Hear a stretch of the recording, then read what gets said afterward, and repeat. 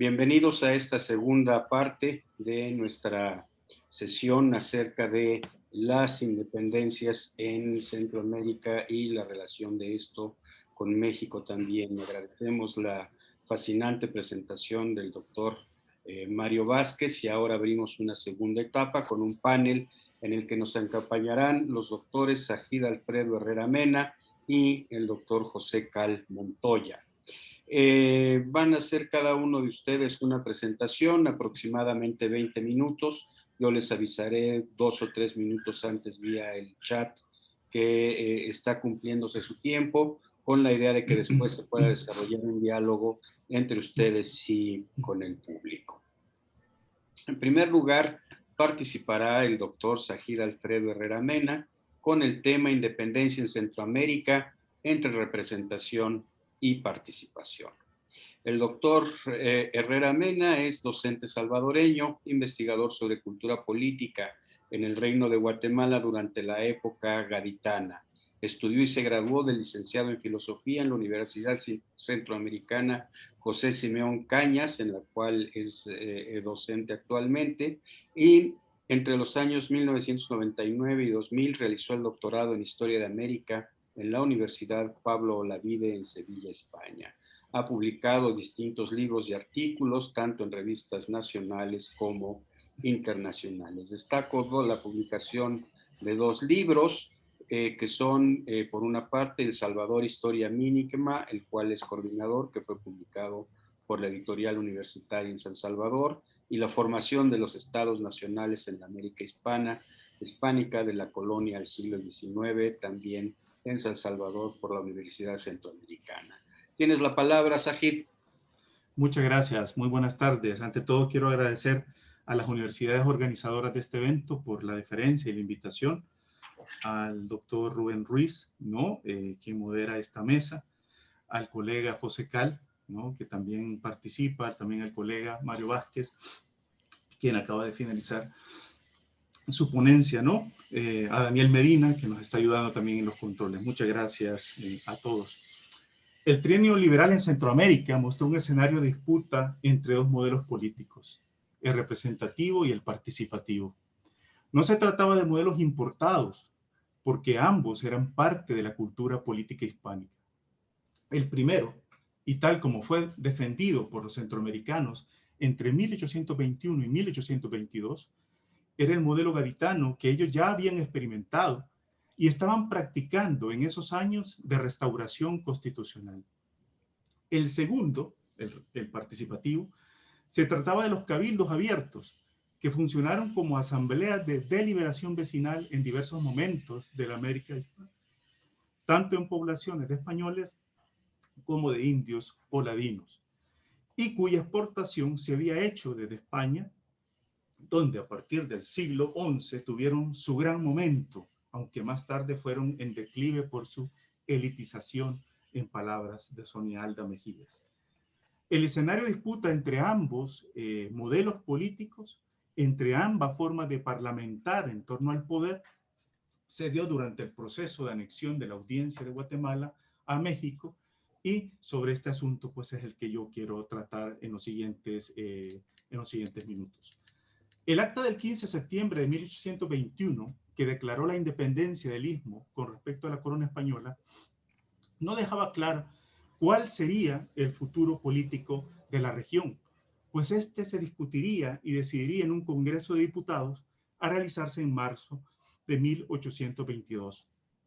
Por tanto, las poblaciones fueron convocadas a elegir a sus diputados bajo la normativa de la Constitución doceñista. No obstante, la intendencia chiapaneca ya se había adelantado a decidir su futuro, y no precisamente con el modelo representativo. Al ocupar Oaxaca a principios de agosto del 21, los mandos del ejército trigarante comisionaron a sus agentes para promover la unión de Chiapas y Guatemala al Plan de Iguala. Los ayuntamientos constitucionales de Chiapas se anticiparon, y a partir del 28 de agosto de aquel año fue el de Comitán el que decidió declararse libre e independiente, enfatizando su adhesión al Plan de Iguala y al gobierno imperial mexicano. Luego le siguieron, bajo los mismos términos, los de Ciudad Real, Tuxtla y las demás cabeceras de partidos y sus poblaciones, tal como muy bien lo ha estudiado Mario Vázquez en su libro Chiapas Mexicana. Desde 1820 existían en la ciudad de Guatemala dos grupos de opinión antagónicos que, aprovechando la restitución de la libertad de imprenta, crearon sus respectivos periódicos. Uno de estos grupos, el autodenominado constitucionalista, apostaba por el régimen republicano en la región, teniendo como modelo a Estados Unidos de América. Ya Mario hace unos minutos nos estuvo comentando alguna frase justamente de Pedro de Molina, uno de sus principales líderes, quien decía: provincias de Guatemala, ved en los Estados Unidos el modelo de un gobierno libre y la égida de vuestra independencia absoluta, ¿no? Siguiendo la Constitución de Oceñista, para los republicanos solamente una instancia legislativa era la depositaria de la soberanía, no así las corporaciones, ya fueran los pueblos o sus ayuntamientos constitucionales. Igualmente, los diputados, como representantes del pueblo soberano, debían ser hombres con sabiduría, virtud y talento.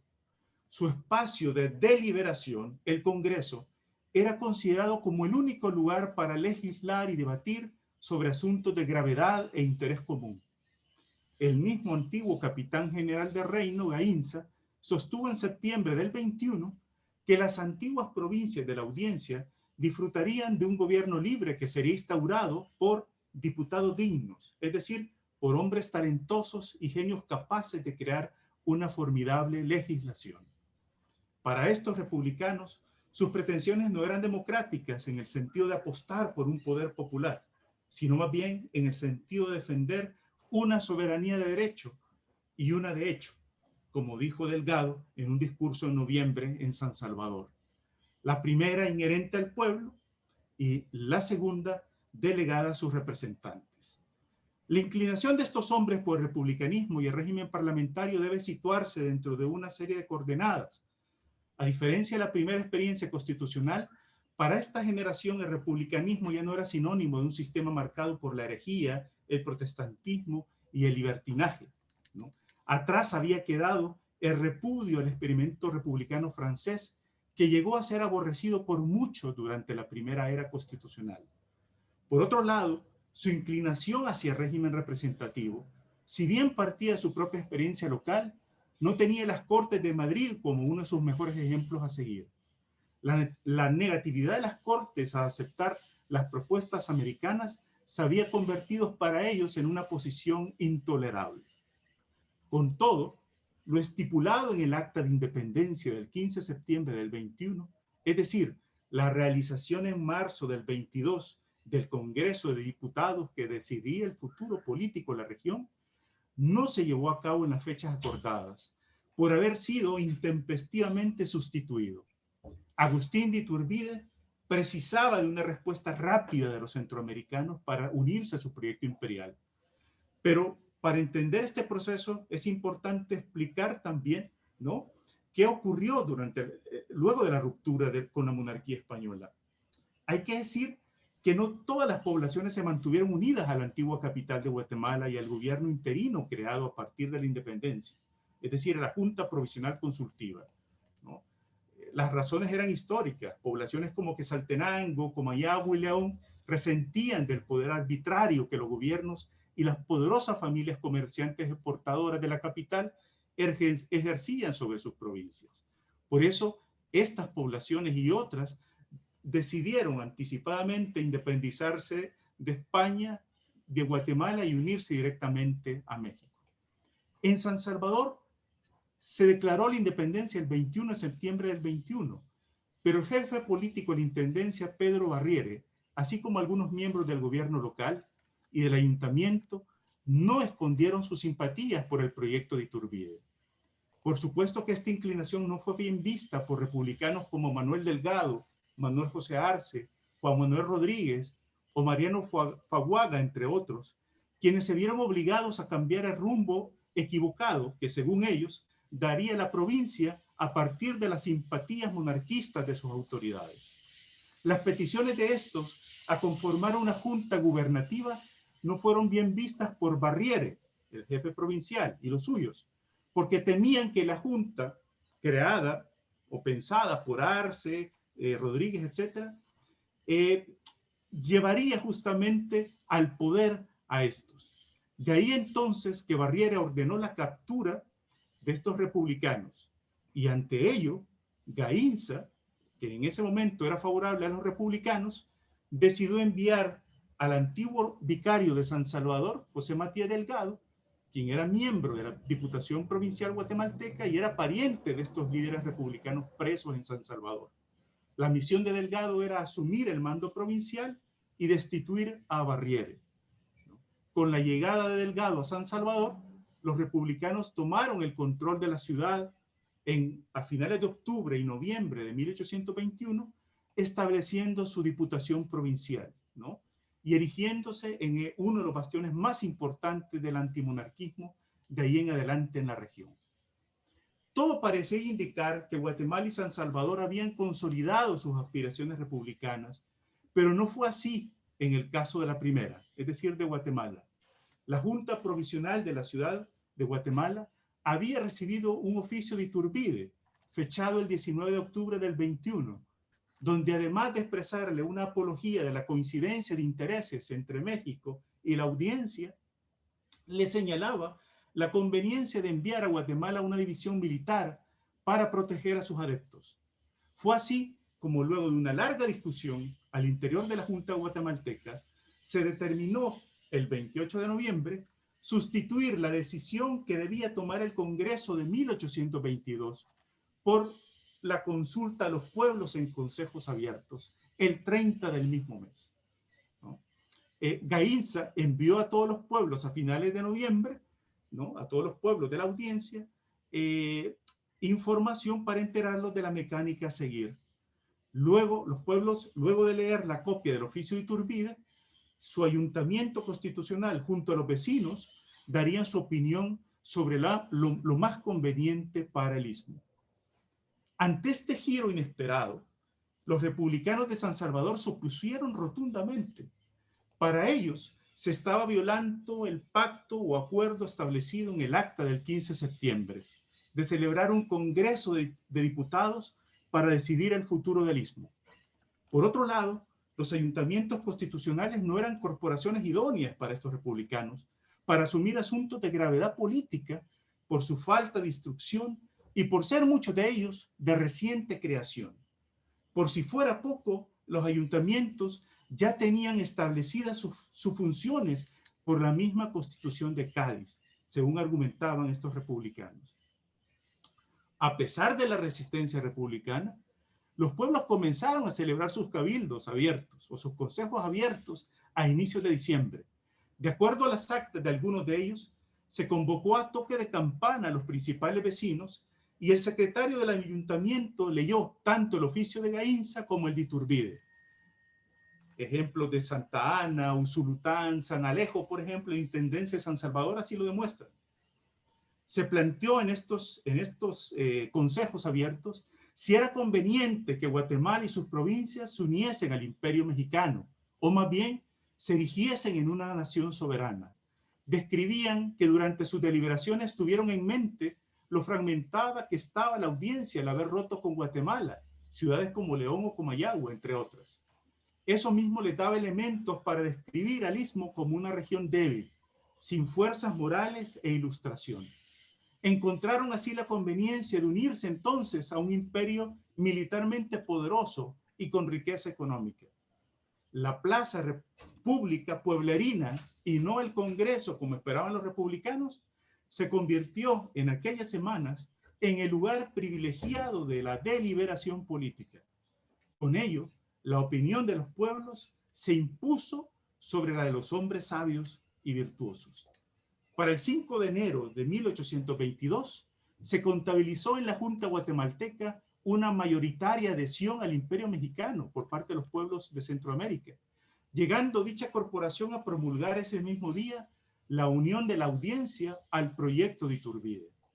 Triunfó momentáneamente el modelo participativo de los pueblos, aunque su convocatoria obviamente no fue por una convicción democrática de la Junta guatemalteca, sino por la presión ejercida desde México. De cualquier forma, la decisión pueblerina terminó configurando la realidad política del Istmo en los siguientes meses, porque la mayoría de jurisdicciones de la audiencia quedaron sujetas al experimento de la monarquía constitucional mexicana, tal como habían deseado algunas poblaciones. Y es que, además de las razones económicas aducidas, era preferible lo viejo conocido, es decir, una monarquía constitucional, que lo nuevo por conocer, un régimen democrático republicano. Ahora bien, ni las autoridades mexicanas ni las guatemaltecas renunciaron al régimen representativo. Las provincias leales a Iturbide eligieron y enviaron a sus diputados a las Cortes del Septentrión, siguiendo con pequeñas variantes el modelo gaditano. Aunque también es cierto que varios distritos no enviaron a sus diputados electos, pues problemas financieros, enfrentamientos armados en algunas provincias o impugnaciones hechas por el mismo Congreso mexicano a los elegidos impidieron su desplazamiento. Lo interesante del caso es que la continuidad electoral no cesó luego de la restitución constitucional en 1820. Diputados electos como el guatemalteco Santiago Mía, el hondureño José del Valle, el chapaneco Marcial Cebadúa o Juan de Dios Mayorga, quien además de diputado de Chiquimula representaba los intereses republicanos de San Salvador en México, fueron incluso encarcelados por Iturbide en agosto del 22, ¿no?, al abortar una conspiración republicana en su contra, tal como muy bien lo describe Mario Vázquez en su libro sobre la anexión a México. A fines de marzo de 1823, cuando los centroamericanos se enteraron de que el emperador mexicano había caído, el brigadier Vicente Filísola, quien se desempeñaba desde junio del 22 como capitán general de Guatemala, por designio de Iturbide, convocó a elecciones de diputados. Filísola llamó a los centroamericanos a elegir sus representantes al Congreso, que decidiría su futuro político tal y como había quedado estipulado en el Acta de Independencia del 21.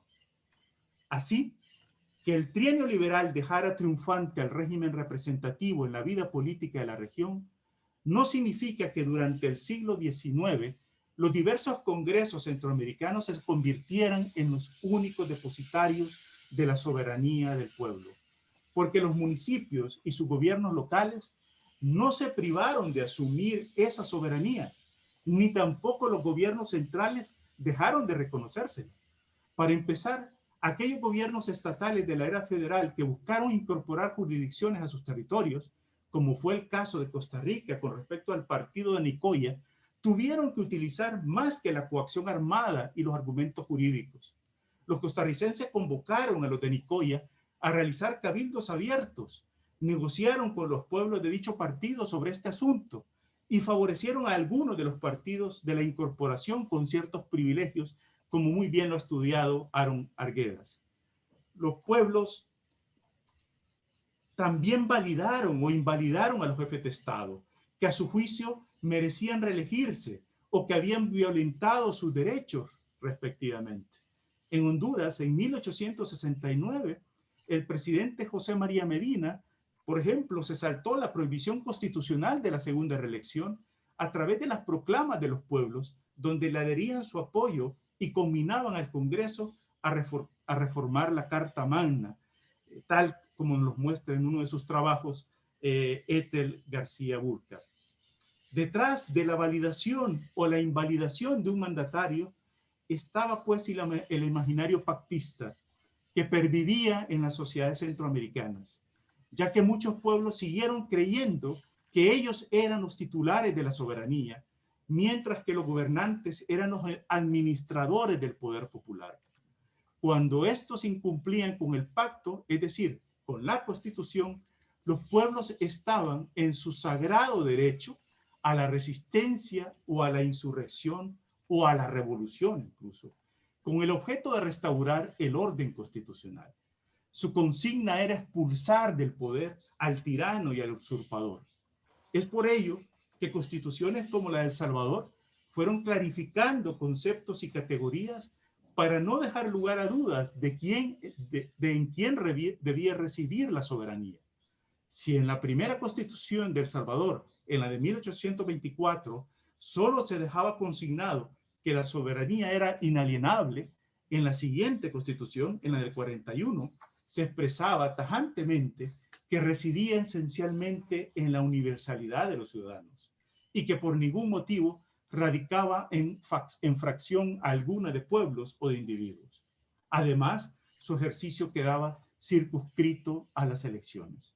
Por tanto, para ir concluyendo, uno de los aspectos, a mi modo de ver, interesantes que nos deja el trienio liberal, el trienio constitucional, es justamente este debate, esta disputa entre estos dos modelos políticos, el participativo y el representativo. El participativo triunfa por unos meses. Sin embargo, el representativo es el que termina triunfando a partir de julio de 1823 y de ahí en adelante. Eso me ha llevado a mí y me permite a mí, y creo que podría generar también una serie de reflexiones y discusiones en torno a cómo estos modelos han venido jugándose y disputándose a lo largo del siglo XIX, durante el XX, y cómo ahora, durante la ciudadanía centroamericana, ¿no?, hay un rechazo, o a lo mejor no un rechazo, sino un cansancio, una decepción, una ilusión justamente con este modelo triunfante desde el trienio constitucional o el trienio liberal, y que justamente fue este modelo junto con el participativo lo que, a mi modo de ver, también caracterizan el proceso independentista en Centroamérica. Politólogos como por ejemplo Ángel Cermeño Quesada, que trabajan en México, nos han advertido justamente cómo, y cito, el corazón de la representación política continúa siendo la compleja relación entre representantes y representados, ¿no? Este modelo entonces que queda instaurado, ¿no?, y triunfa, por decirlo así, a partir de 1823 en adelante, nos sigue generando una reacción que debe ser estudiada, que debe ser analizada, justamente porque a lo largo de estos 200 años, estos modelos han terminado decantándose, ¿no?, o en tecnocracias o en populismos, ¿no? De ahí, y con esto termino, con esta idea termino, de ahí el Bicentenario se convierte en un escenario, ¿no?, privilegiado para poder hacer una lectura, ¿no?, del pasado, desde el presente, ¿no?, evitando anacronismos, pero que nos permite justamente ver esas continuidades y esas rupturas de nuestra vida política en el Istmo, ¿no? Muchas gracias. Muchísimas gracias, Sajid. Muy interesante tu planteamiento, y vamos completando una imagen acerca de los inicios de la vida política, vamos a decir, moderna de nuestros países. Creo que es muy importante este juego entre el nivel general, el nivel de la élite política, por una parte, tal como nos lo planteó Mario Vázquez, y esto que nos planteas acerca de la vida desde, digámoslo así, la base municipal, la participación de, llamémosle, la ciudadanía ya en la toma de decisiones de los procesos políticos. Muchísimas gracias, Sajid. Vamos a dar la palabra ahora al doctor José Cal Montoya. No sé por dónde andes, José. Si puedes prender tu imagen. Aquí estás. Ah, perfecto. Muy bien. Muchas gracias. José Cal Montoya nos va a hablar acerca de la escritura histórica sobre la independencia de Centroamérica, valoración reciente de una trayectoria. El doctor Cal Montoya es doctor en Historia por la Universidad Pablo de Olavide de Sevilla, es profesor investigador en la Escuela de Historia de la Universidad de San Carlos de Guatemala y ha sido profesor invitado del posgrado en Historia en la Universidad de Costa Rica y en el Centro de Investigaciones sobre América Latina y el Caribe, CEALC, de la Universidad Nacional Autónoma de México. Él ha escrito una gran cantidad de artículos, particularmente con temas historiográficos y de revisión de textos desde sus perspectivas metodológicas e ideológicas, y es también un experto en historia del periodo post-independentista. Tienes la palabra, son 20 minutos. Muchas gracias, Rubén. Muchas gracias, colegas del CIALC. Agradezco esta invitación y un gran gusto de partir con Sajid y con Mario, que dicho sea de paso, pues son los especialistas en este tema, ¿verdad? Yo trato la manera solo de hacer un situado, ¿verdad? De cuánto ha avanzado la escritura histórica sobre este tema en América Central, y es a lo que me voy a referir en mi intervención, algunos aspectos tomados de este estudio que publiqué en la revista Historia Constitucional del Centro de Estudios Constitucionales de Madrid. Como ya se dijo, la intervención se titula La escritura histórica sobre la independencia de Centroamérica, valoración reciente de una trayectoria 2010-2020. La peculiaridad y complejidad de la emancipación política del Istmo ha sido un foco de atención sobre el que se ha desarrollado la consolidación y alcance interpretativo de la historiografía centroamericana en las últimas décadas. Al situarla en el complejo proceso de transición hacia la modernidad desde una perspectiva regional y de larga duración, para comprenderla en toda su amplitud transformadora de las relaciones políticas, empezó a gestarse una revalorización de la historia política para comprender el pasado regional, ese retour de la historia política que empieza a preocuparse por un fenómeno importante que es el poder y posteriormente los lenguajes y en la actualidad las culturas políticas. La renovación experimentada por las ciencias humanas durante el siglo XX al poner su atención en los procesos de construcción de subjetividad puso especial atención en comprender lo político como una dimensión fundamental de la vida cotidiana de los sujetos y no solamente relacionada con la esfera estatal, ya que a los historiadores de finales del XIX se nos acusó de un estatismo, ¿verdad?, en nuestras visiones, lo cual poco a poco se fue superando. Este cambio metodológico se desarrolló en Centroamérica desde los años 90, cuando los historiadores Arturo Taracena y Sean Piel dieron impulso a la historia regional, con la finalidad inicial de comprender aspectos desconocidos de los procesos de formación de los nacientes estados nacionales centroamericanos en el siglo XIX, situando el análisis desde las provincias y regiones y ya no desde las capitales. Esta perspectiva dio lugar a una reescritura de la historia política en el Istmo, la que puso en evidencia que el Estado colonial estaba conformado por regiones con problemáticas, intereses, fronteras y culturas particulares que incidieron en la construcción de estados nacionales bajo una lógica administrativa autoritaria y centralista, la que contribuyó a su consolidación o desestructuración. Bajo estas nuevas perspectivas, como bien señala Xiomara Avendaño, la escritura histórica en Centroamérica se dirigió a la comprensión del complejo fenómeno político que se dio entre los años 1821 y 1823.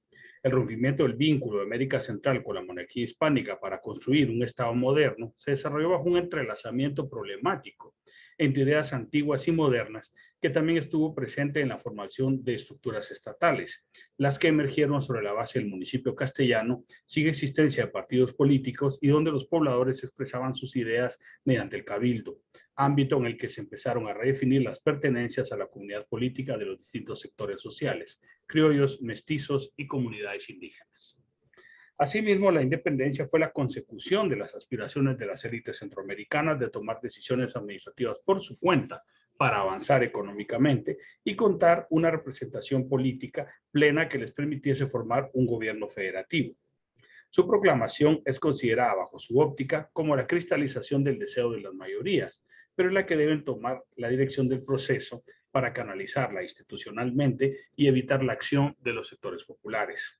Su proclamación no podría considerarse como un momento histórico de integración política del Istmo, ya que fue recibida de manera diferenciada, como muy bien lo han mostrado los colegas, al ser vista no solamente como una separación de España, sino también de Guatemala, y ser considerada como una situación hasta de orfandad política, la que llevaría inevitablemente a su anexión al naciente imperio mexicano. La escritura histórica en Centroamérica ha conseguido, como ha sucedido entre el impulso de la nueva historia política en América Latina, ubicar la complejidad y peculiaridad de la emancipación política del Istmo dentro de procesos más amplios en espacio y tiempo con el que ha extendido su alcance interpretativo. Más allá de asumir un lustre de novedad metodológica, ha mostrado una preocupación por indagar en las acciones políticas de los diferentes sujetos y grupos de interés que nacen y se desarrollan en el espacio político, dando consecución al alejamiento de la historia fáctica de las biografías políticas y de las conmemoraciones con las que actualmente los gobiernos centroamericanos vuelven al relato de la independencia como gesta cívica, dejando de lado toda esa historia escrita por historiadores centroamericanos y centroamericanistas que no será desconocida hasta hace pocos años y que podría llevar a una reflexión nodal en el espacio público acerca de la construcción de la democracia y la ciudadanía en la región. Dada la centralidad de lo político en la historia del Istmo, es difícil pensar que la historiografía centroamericana ha efectuado un retour a la historia política. No obstante, consideramos que su propio avance no solamente condujo a cuestionar y arrumbar en buena medida la escritura de una historia política centrada en élites, hechos y gobernada por el sectarismo, sino ante todo a mostrar que la historia política es lo suficientemente amplia para que tengan cabida en ella procedimientos de análisis más complejos y una mayor riqueza documental, ya que no debe eludirse que la escritura de la historia siempre desempeña un papel político en la sociedad independientemente de que fuese o no su objetivo. El discurso histórico, al pasar por una apropiación social, aporta conocimientos, argumentos e interpretaciones al discurso político. Por esta razón, pensar la historia centroamericana siempre requerirá de una mirada hacia la historia, para poder describirla y explicarla críticamente en los alcances y debilidades de las acciones de sus ciudadanos y la formación de sus instituciones. Hablar de una presencia renovada de la historia política dentro de la escritura histórica en Centroamérica pasa por una comprensión compleja del poder como un ámbito de relaciones, de tensiones y de construcción de procesos, actores, sujetos y lenguajes políticos en los que la independencia dejó de ser una mera fecha o narración para transformarse en una pregunta a responder que genera un programa de investigación que sigue contribuyendo a la madurez de la historiografía centroamericana a pesar de las acusadas debilidades institucionales de la región para dedicarse profesionalmente a la investigación histórica. Esta transformación en la historiografía centroamericana sobre la independencia se puede apreciar, siguiendo a Coralie Gutiérrez, en que las antiguas historias nacionales pasaron a ser de carácter local y regional para entender otras dimensiones del proceso de emancipación política centroamericana. Mario, ¿puedes hablar? Estoy ahorita atendiendo una conferencia.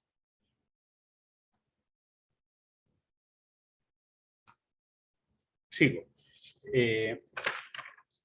Decía, esta transformación en la historiografía centroamericana sobre la independencia se puede apreciar, siguiendo a Coralie Gutiérrez, en que las antiguas historias nacionales pasaron a ser de carácter local y regional para entender otras dimensiones del proceso de emancipación política centroamericana desde una perspectiva de larga duración, en la que se aprecian las transformaciones de las ideas de comunidad política y soberanía municipal por las que las antiguas provincias se convirtieron en estados y donde el constitucionalismo gaditano impulsa la definición de las pertenencias a la comunidad política de los criollos, los mestizos y las comunidades indígenas.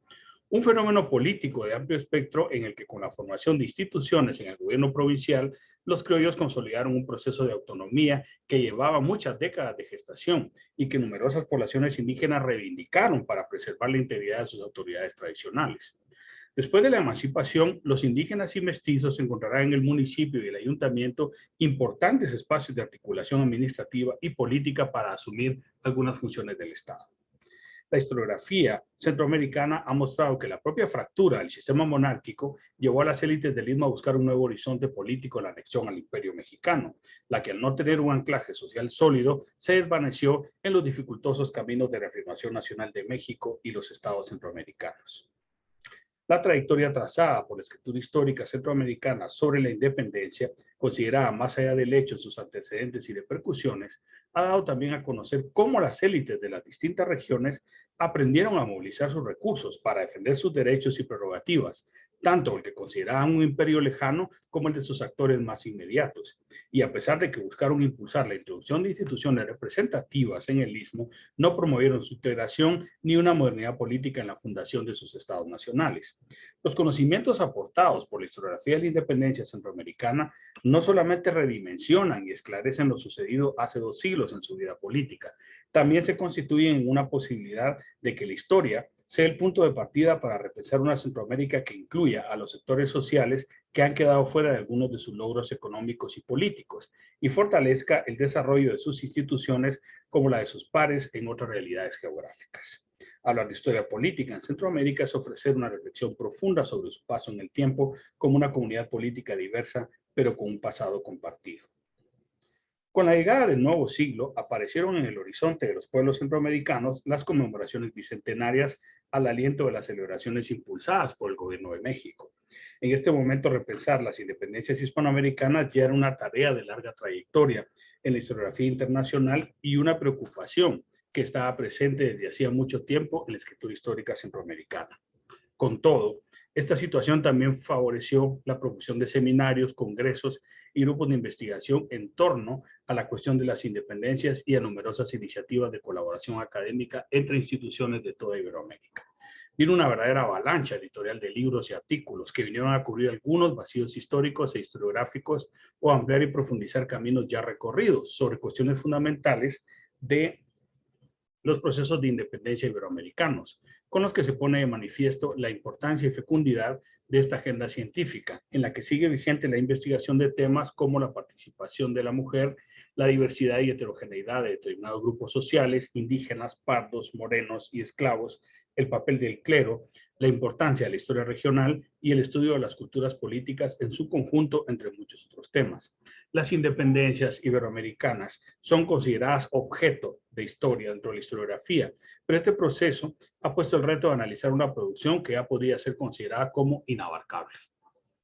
El año 2009 marca un ciclo creciente de publicaciones sobre las independencias americanas que no se centraban únicamente en ofrecer nuevas evidencias sobre su desarrollo, sino plantear revisiones del camino recorrido por su escritura histórica. Dirigiremos nuestra atención a los trabajos publicados en y sobre Centroamérica en la última década, los que muestran no solamente el importante avance de la investigación histórica registrado en la región en los últimos 30 años, sino la consolidación de una historiografía especializada en uno de los periodos cruciales de su historia. Centroamérica ha sido un tema de investigación con una presencia tenue e intermitente dentro del americanismo español y europeo, tradicionalmente centrados en los territorios con mayor peso económico y político de América Latina, como son los casos de México y Perú, situación que se hizo extensiva a la profusa tradición historiográfica centrada en reflexionar sobre las independencias hispanoamericanas. A pesar de ello, desde el año 2007 se puede apreciar que Centroamérica empieza a aparecer en la historiografía especializada sobre la independencia que se está impulsando dentro del medio académico de habla española desde diversas iniciativas científicas.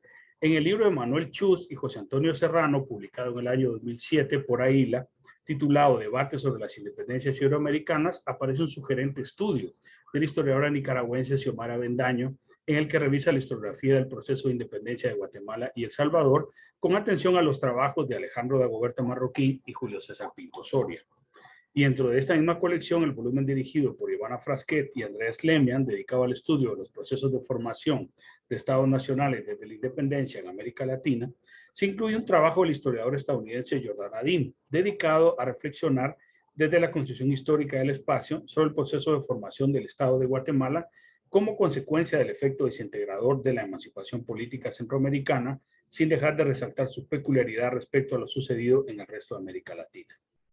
La incansable actividad académica de Manuel Chust al frente del Grupo de Investigación Procesos Revolucionarios Liberales en España y México de la independencia del Estado-Nación ha dado como resultado la formación de redes académicas de alcance latinoamericano y mundial, dentro de las que han participado los historiadores centroamericanos más destacados en el estudio de esta temática, Xiomara Avendaño y el colega Sajid Herrera, aquí presente, quienes publicaron sus tesis doctorales o parte de ellas como libros en los años 2009 y 2014, dentro del programa de publicaciones dedicados a la historia de América en la Universidad Xiaoma I, las que son consideradas fundamentales para entender la complejidad de la evolución de la institucionalidad y las prácticas políticas antiguas y modernas que formaron parte del proceso de formación del Estado y el sistema republicano en el Istmo. La publicación en el año 2009 del libro de los historiadores españoles Manuel Chust e Ivana Frasquet, Las independencias en América, ya dedicaba un apartado específico a la independencia centroamericana, la que hasta hacía pocos años era solamente una breve mención en muchos de los proyectos historiográficos de la década precedente. En el libro Jaque a la Corona, la cuestión política en las independencias iberoamericanas, dirigido por el historiador mexicano Juan Ortiz Escamilla e Ivana Frasquet, encontramos 3 contribuciones de historiadores centroamericanos.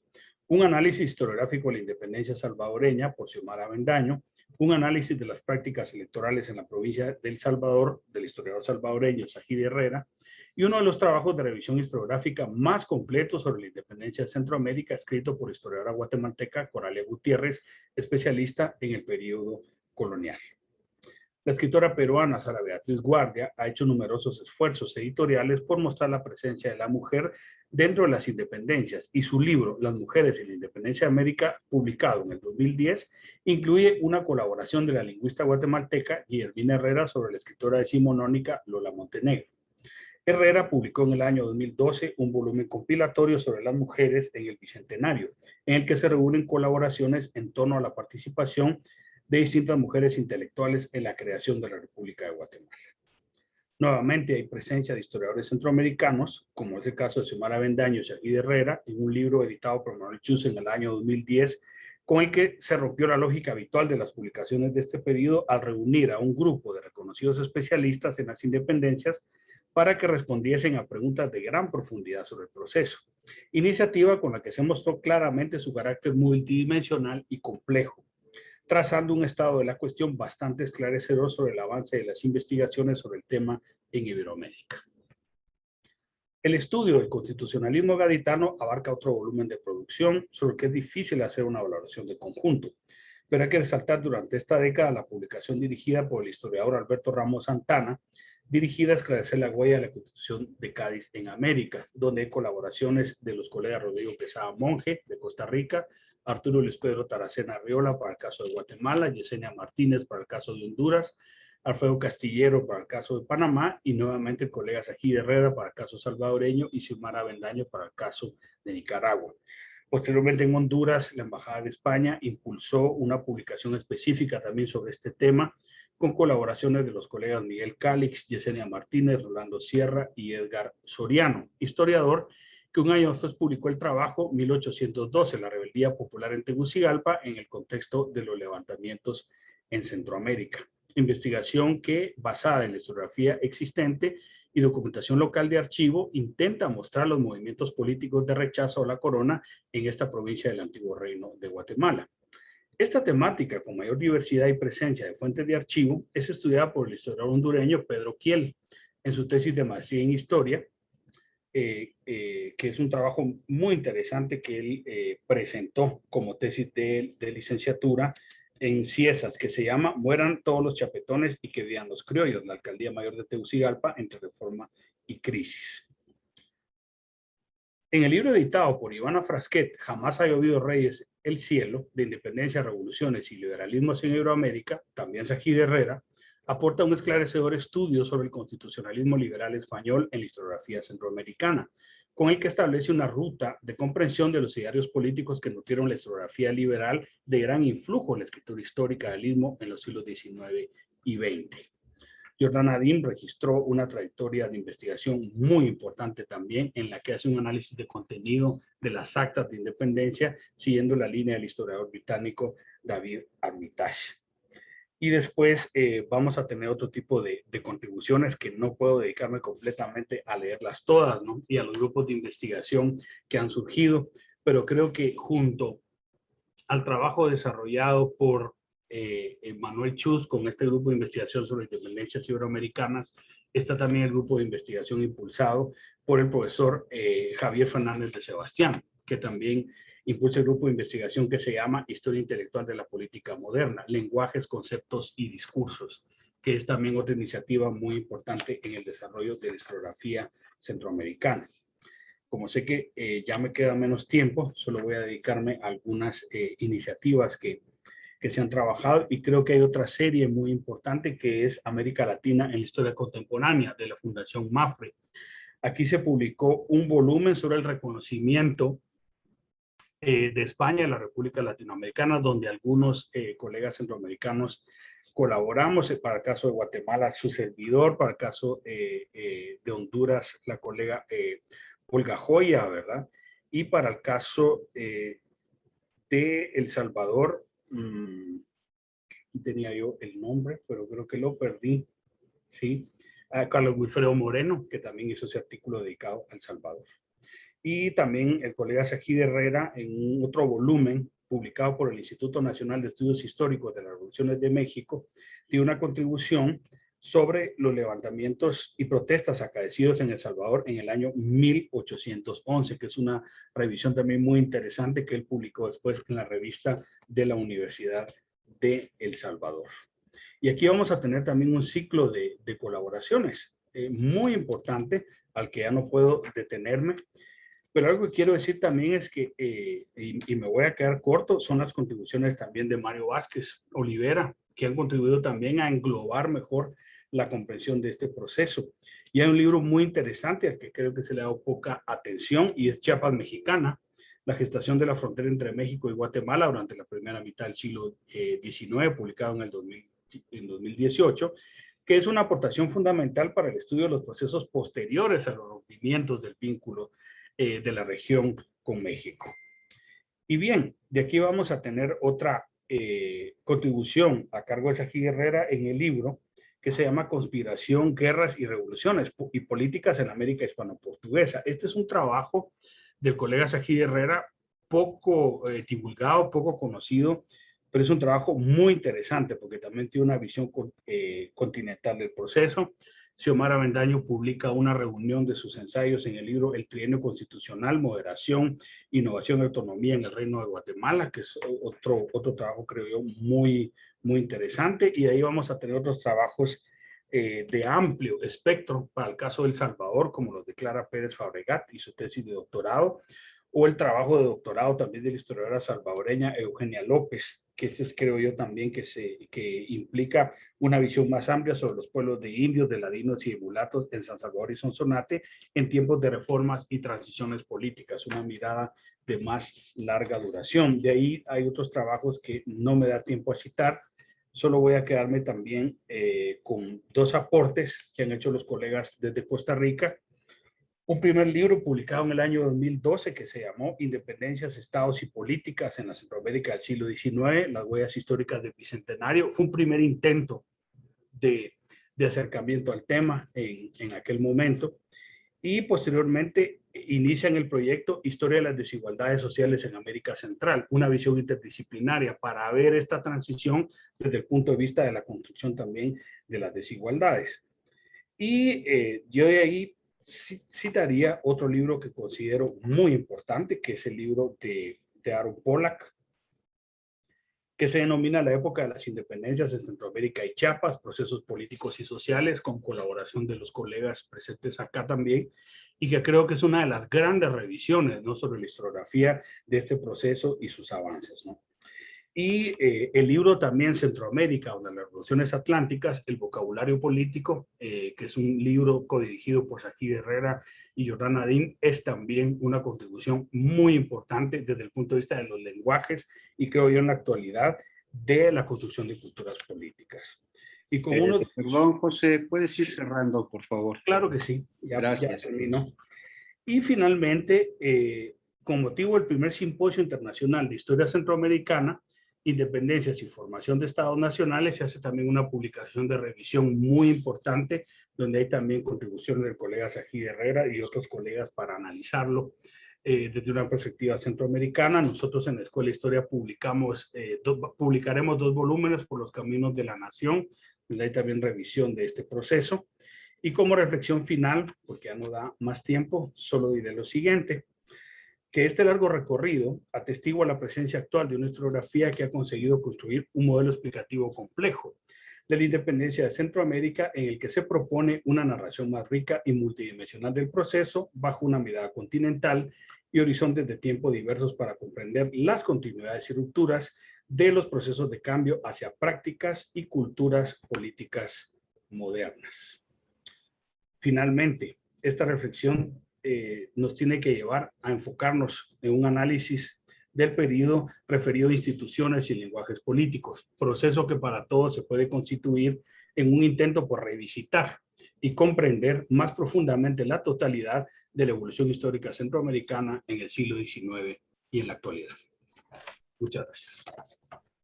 Muchísimas gracias, José, por esta interesante revisión historiográfica que nos complementa de una manera muy significativa las presentaciones anteriores que nos han dado pistas muy claras acerca de este proceso de construcción de las naciones centroamericanas a partir del periodo postindependentista y todo lo que hay atrás de esto en términos de creación de culturas políticas, prácticas políticas novedosas, y esto en un diálogo con las élites tradicionales que de alguna manera también se están incorporando a procesos novedosos.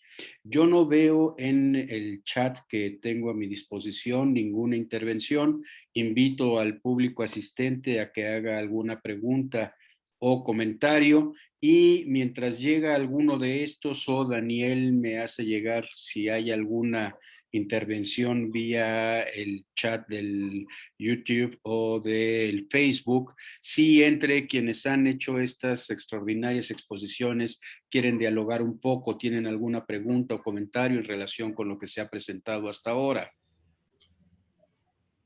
Me gustaría preguntarle a José, ya que vivimos relativamente tan cerca, ¿no?, de vecinos, y hay que aprovechar estos espacios que tenemos ahora, ¿no? Un saludo muy cordial, muy interesante el panorama que nos ofreciste. Me gustaría conocer, José, cómo ves y cómo valoras el crecimiento de la historia política en la región en estos últimos años. ¿Cuál es tu apreciación, ¿no? Es decir, nos diste pistas justamente sobre el tema de independencia, pero a mí me llama mucho la atención al revisar, por ejemplo, los 6 tomos de la historia general de Centroamérica de Flaxo, como en aquel momento todavía se tenía la historia política como, más bien yo creo que estaba en una frontera ellos, ¿no? Entre considerar la historia política como algo, no sé si muy importante, pues, pero el peso lo tenía la historia económica, por supuesto, ¿no? ¿Verdad? Pero ¿cómo ves y cómo valoras ese crecimiento en los últimos años de la historia política en la región? Sí, es una pregunta muy interesante, Sajid. Saludos, y difícil también de responder. Ayer teníamos el coloquio de Iberoamericano Historia de la Historiografía, donde estábamos hablando precisamente de este tema que estás planteando. Y hay una cuestión importante que a veces en historiografía se nos olvida. La historiografía es también geopolítica, ¿no? Y en ese momento, la escritura de esa historia general de Centroamérica obedecía a un momento político claro. Y era un momento político donde había una expectativa. Yo bromeaba con Alberto Torres, ¿verdad? Me decía que ellos habían fundado ese modelo transitivista, ¿verdad?, de Centroamérica, siempre en transición. Y creo que mucha de esta idea de esta Centroamérica transicionando después de la década perdida hacia una gran implosión democrática, ¿verdad?, que finalmente no se realiza, está presente en la escritura de estos escritos con mucha idea de lo estructural, ¿verdad?, de tocar factores estructurales, de explicar Centroamérica estructuralmente. Pero conforme ha pasado el tiempo, o sea, en América Central, esto es importante, nunca se ha dejado de hacer historia política. Lo que pasa es que la historia política ha ido transicionando, ¿verdad?, desde una visión, vamos a decir, tradicional, desde una visión donde hay mucha atención a los factores estructurales, y ahora hemos pasado, y la estratificación social, y ahora hemos pasado a una importante atención a la subjetividad. Pero para no dejarlo en un término global, estamos hablando de 3 cuestiones: construcción de legitimidad, construcción de lenguajes políticos, y creo que ahora estamos pasando a esta nueva tendencia mundial, más que una moda, de culturas políticas, como una manera de englobar con mayor complejidad estos procesos de transformación. Entonces sí creo que está dándose una transición desde una historia que estaba muy centrada en factores de comprensión estructural de las sociedades centroamericanas hacia la construcción de culturas políticas. Yo creo que ese es como el principal cambio, y por supuesto la superación de una mirada nacional, ¿verdad? Creo que tus trabajos, los de Xiomara, los de Mario y otros colegas, su mirada ya supera esos marcos nacionales, y al verlo desde un marco regional y entender y ver a Centroamérica como región, la perspectiva ha cambiado de manera importante, ¿verdad? La visión que tenemos de estos procesos es distinta, porque el punto de vista ya no es solamente nacional, sino es un punto de vista también regional, ¿verdad? Entonces yo creo que esos son como los dos puntos importantes, ¿verdad? Una transición hacia las culturas políticas y una transición hacia una visión ístmica, una visión regional, ¿verdad? Y esto también tiene que ver un poco por la formación académica que hemos tenido algunos, donde se nos ha impulsado mucho tener una mirada continental de los procesos. Y eso está presente en tus trabajos, en los de Xiomara, en los de Mario, y creo que es una perspectiva fundamental en la historiografía actual. Gracias. El doctor Vázquez, Mario. Sí, para José, conectando con esto que acabas de decir, no recuerdo que mencionaras el trabajo del padre Benavides, el padre Manuel Benavides de Costa Rica, que recientemente publicó un libro gordo, exhaustivo, con base en un trabajo de muchos años en archivos de todo Centroamérica, México y España. Está por aquí, no lo tengo a la mano. Se llama Los procesos de independencia en Centroamérica.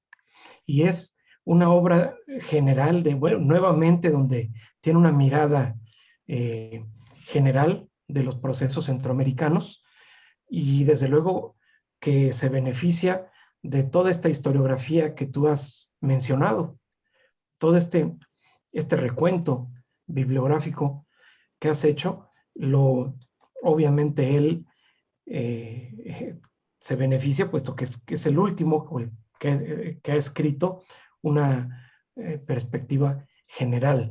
Que me pregunto, y te pregunto a ti, ¿desde hace cuánto no se escribía un libro con estas características, con esta pretensión de abarcar todo el istmo, pero no con el carácter de síntesis o difusión, sino como trabajo de investigación original? Me parece que es una obra que habría que, entre nosotros historiadores, retomar con mucha atención. Interesante, porque además el padre Benavides, tú sabes que está, pero también no está en los circuitos académicos convencionales. Entonces también me parece que la aparición de este libro pone en cuestión el quehacer académico propiamente dicho, en el sentido de la posibilidad de generar una obra de largo aliento con estas características y alcances que plantea la obra de Manuel, que no recibe un salario de ninguna institución, que no está adscrito a ninguna institución, y que incluso rara vez lo vemos aparecer en algún evento como este. Bueno, estas preguntas ya casi se volvieron un examen, ¿no? es casi un examen. Yo cito un trabajo, lo que pasa es que el trabajo del padre Benavides salió después de mi revisión, ¿no? Pero yo cito un trabajo de él ahí que es muy importante, que es creo que el germen de ese libro, que es sobre la actuación de Florencio del Castillo, ¿verdad? Sí. Es un trabajo muy interesante de él, ¿verdad? Donde hace una indagatoria muy minuciosa, ¿verdad? De su trayectoria. Es una pregunta interesante. Yo creo que trabajos con esa visión, ¿verdad? Centroamericana, tal vez no tanto divulgación como la de él, que yo recuerde que tienen esa aspiración, ¿verdad? De abarcar todo el istmo. La tesis de doctorado de nuestro muy querido y apreciado doctor Adolfo Bonilla Espinosa, ¿verdad? Es una tesis con una pretensión, ¿verdad? De ver toda América Central. Y creo que también recientemente la tesis doctoral de Catherine Lacasse sobre la heroización de Francisco Morazán tiene esa pretensión también de abarcar toda la dimensión centroamericana de Morazán, por poner dos ejemplos inmediatos que se vienen a mi cabeza. Ahora, que hay que darle seguimiento a esta historiografía, sí, yo creo de que una perspectiva como la del padre Benavides es una perspectiva que hay que ponerle atención, sobre todo por algo muy importante, porque si bien no responde al movimiento de renovación historiográfica de ciertas discusiones que tenemos la comunidad de centroamericanistas, el padre es bastante cuidadoso en el trabajo fuentes. Y yo creo que ahí encontramos algunas rutas para ver otros aspectos y en alguna medida también, voy a permitirme decirlo, ¿verdad? Es una visión también desde el sur. de Centroamérica, ¿verdad? Muchas de las perspectivas que él tiene, y creo que ahí está el valor del trabajo, independientemente, como muy bien lo has dicho, Mario, que tan integrado esté dentro de las discusiones que hay en Centroamérica, porque las discusiones que ustedes tienen es una cosa tremenda, ¿verdad? Y que llevan años, ¿no? Sobre estos temas, pero yo creo que ahí estaría el valor de la obra del padre Benavides, que por cierto la va a presentar en nuestra escuela en los próximos días también, ¿verdad? Aquí él está por Guatemala ahora, pero es una pregunta muy interesante la que has hecho, ¿verdad? Porque creo que hay una cosa fundamental. Fíjense que esto es bien interesante y ustedes lo saben. A pesar de que la historiografía ha avanzado tanto, siempre siguen publicando libros con enfoques bien tradicionales. ¿Va? El caso en Guatemala, por ejemplo, del licenciado que ya falleció, Julio Bielman, ¿verdad? Un banquero muy conocido que publicó sendos tomos, ¿verdad? Sobre el tema de la independencia. No está citado el doctor Herrera, no está citado el doctor Vázquez, ¿verdad? Entonces, esto es un fenómeno también muy interesante, ¿verdad? Siempre un apego a esa narrativa nacional, ¿verdad? Muy bien, muchas gracias. Yo no tengo en el chat ninguna otra intervención. No sé si Daniel tiene por ahí alguna. No. No, para nada. Bueno, no sé si alguno de los expositores quiera todavía agregar algo. Estamos ya exactamente en el tiempo, pero podemos avanzar, tomar unos cuantos minutos más. Un comentario. Sí, un comentario, una colita al comentario de justamente que estamos, y por qué me parece tan importante. Creo yo que de aquí en adelante la historiografía sobre la independencia en Centroamérica tiene que partir no solo de todo aquello que tú has mencionado, José, exhaustivamente, sino precisamente del libro del padre, porque el padre Benavides, que tiene investigación original en fuentes que no hemos consultado, muchos de los que tú citaste ahí, no conocemos esas fuentes. Y por otra parte, él es alguien muy crítico con las corrientes historiográficas en boga, ¿verdad? Le pega duro a los gaditanistas, perdón, Sajid, le pega duro a los municipalistas, le pega duro, a mí me pega muy duro, y aunque es mi amigo, le pega duro a la historiografía mexicana fuerte, en fin, y con base. Es decir, no vamos a poder hacer nada sobre la independencia de aquí en adelante sin tomar en cuenta ese referente. Para mí ese es como el parangón, la obra culminante de este nuevo periodo que tú dices, post historia general. Y yo creo que de aquí en adelante podemos hablar de otro periodo, donde ya se trata de conjuntar todo este conocimiento en obras de mayor pretensión y alcance. Gracias. No sé si José o Sajid quieren decir algo más. Que diga Sajid algo. Sajid, por favor. Que la UCA publique ese libro, Sajid. El micrófono, Sajid. Sí, Tu micrófono. Sí. No, por fortuna tengo hace poco me lo pudo enviar don Manuel, ¿no? Su libro, ¿no? Y lo que dice Mario tiene razón, ¿no? Es decir, estamos frente a una, bueno, y José también, ¿no? Lo ha reiterado, ¿no? Estamos ante una obra de dimensiones regionales y con una experiencia que tiene él basada justamente en sus trabajos sobre el diputado Castillo, ¿no? de Costa Rica, ¿no? Entonces, me parece muy sugerente con lo que termina Mario, es decir, vamos a estar en una etapa de discusión en torno a estos trabajos generales como el de don Manuel Benavides, ¿no? No sé, si la UCA lo publica, pues habría que pedirle permiso, ¿no? No sé cuál es la editorial que lo ha publicado, no me he fijado cuál es la editorial que lo ha publicado. Perdón, Sajid, es un libro de autor, es una locura. Claro, sí. Claro. Casi idéntico a los libros del Castillo, ¿no? Del diputado Castillo, ¿no? Sí. Sí, muy bien, sí. No, con lo que quisiera terminar justamente es como redondeando un poco mi participación en torno a este debate de estos dos modelos políticos que, si ustedes me preguntaran por qué decidí no plantear esta idea, justamente es porque me ha permitido ver al analizar la independencia, ¿no? o al aproximar la independencia, que en realidad no me considero un estudioso de independencia. Me considero más bien un interesado en el periodo constitucional, ¿no? Y justamente en ese periodo constitucional se da la independencia, ¿no? Pero ahí me ha permitido ver justamente este debate o esta disputa entre estos dos modelos políticos, y eso es lo que yo quise entonces proponer justamente esta tarde, ¿no? Es decir, y cómo el triunfo de uno de estos dos modelos políticos, ¿no? Está en una clara discusión en este momento, y en una discusión muy fuerte en muchos de nuestros países. Incluso en algunos de nuestros países se ha llegado a decir que justamente por el desvarío de esto, del modelo representativo, es que nos hemos orillado no solo al populismo, sino a sistemas autoritarios, ¿no? Entonces, creo que pueden ser claves muy interesantes de reflexión y lectura en este bicentenario, ¿no? Aprovechando justamente este periodo de bicentenario. Bien, pues muchísimas gracias a nuestros tres expositores. Creo que podemos sentirnos muy satisfechos con una mesa sumamente interesante, muy completa, que nos ha planteado temas muy claros hacia dónde tenemos que seguir construyendo conocimiento, y nos ha permitido conocer un poco más ese periodo tan importante de nuestra historia. Creo que como integrante del grupo que ha coordinado esta actividad académica, podemos sentirnos muy satisfechos. Muchísimas gracias, Sajid, muchísimas gracias, José, muchísimas gracias particularmente a Mario.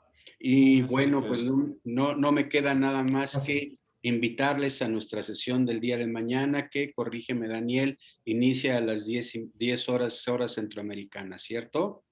Sí, a las 10 horas ¿Me puedes centroamericanas. decir el título de la actividad de mañana? Sí, mañana estaremos, muy buenas a todos y a todas. Mañana tendremos las actividades de la Mesa de Historia Cultural.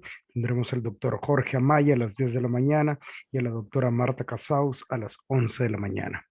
Muy bien, pues entonces nos vemos el día de mañana. Muchísimas gracias a todos ustedes por su asistencia y cuídense mucho. Muchas gracias. Buenas noches. Buenas noches. Abrazos, colegas. Saludos. Gracias. Saludos.